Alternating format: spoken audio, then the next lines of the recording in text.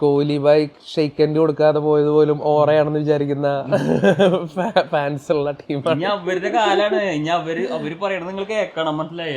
അല്ലാതെ നിങ്ങളുടെ കാലം കഴിഞ്ഞു, നിങ്ങളുടെ വസന്തകാലം കഴിഞ്ഞു എന്നാണ് എനിക്ക് തോന്നണത്. ഇനി RCBയുടെ കാലാണ്. ഇനി ഇപ്പത്തെ സിറ്റുവേഷനിൽ എങ്ങനെ RCB വിൻ ടൈറ്റിൽ? RCB എനിക്കൊന്ന് സാൾട്ട് കൂടി വരുന്നുണ്ടെന്ന് തോന്നുന്നു. സാൾട്ട് ടീമിന്റെ ഒപ്പം തന്നെ പ്ലേ ഓഫ് കളിക്കുക. അപ്പൊ അങ്ങനെ ആകുമ്പോൾ സ്ട്രോങ് ആയി, കുറച്ചുകൂടി സ്ട്രോങ് ആയി. കാരണം വെങ്കടേഷ് ഒരു ഫോമിലേക്ക് വന്നിട്ടുണ്ടല്ലോ. അതായത് കിട്ടിയ 2 ചാൻസ് നല്ല രീതിക്ക് കിടിലായിട്ട് കളിച്ചു ഫോമിൽ എത്തിയിട്ടുണ്ട്. പിന്നെ ഭുവിയും ഐസൽവുട്ടൊക്കെ കഴിഞ്ഞ കളി കുറച്ച് അടി മേടിച്ചു. അത് പക്ഷെ പ്രശ്നമില്ല, ഒരു കളിയല്ലേ. അങ്ങനെ ഇപ്പൊ നല്ലൊരു ബോളിംഗ് യൂണിറ്റ് ടീമിലുള്ള.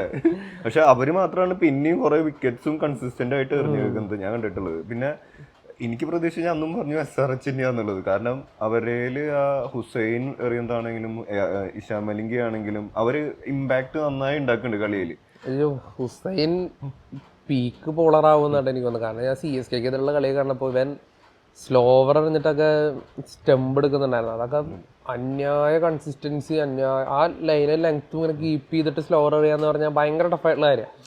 അപ്പോൾ പല എക്സ്പീരിയൻസ്ഡ് ബോളേഴ്സിന് പോലും അത് അന്ന് കളി കാണുമ്പോൾ നമ്മളൊരു ലൈവ് കമൻട്രിയിൽ പറയുന്നുണ്ടായിരുന്നു. കാരണം സ്ലോവർ എറിയുമ്പോൾ നമ്മൾ ലെങ്ത്ത് മാറി കഴിഞ്ഞാൽ ബാറ്റ്സ്മാൻ ഈസി ആയിട്ട് പിക്ക് ചെയ്ത് അത് 6 അടിക്കാൻ പറ്റും.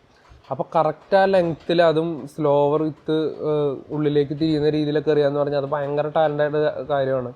അപ്പോൾ ഹുസൈൻ എനിക്ക് തോന്നുന്നു ഒരു വൺ ടാലൻ്റുള്ള പ്ലെയറാണ്. അപ്പോൾ അദ്ദേഹം എന്തായാലും ട്രംപ് കാർഡായിട്ട് മാറിയിട്ടുണ്ട് SRHന്റെ.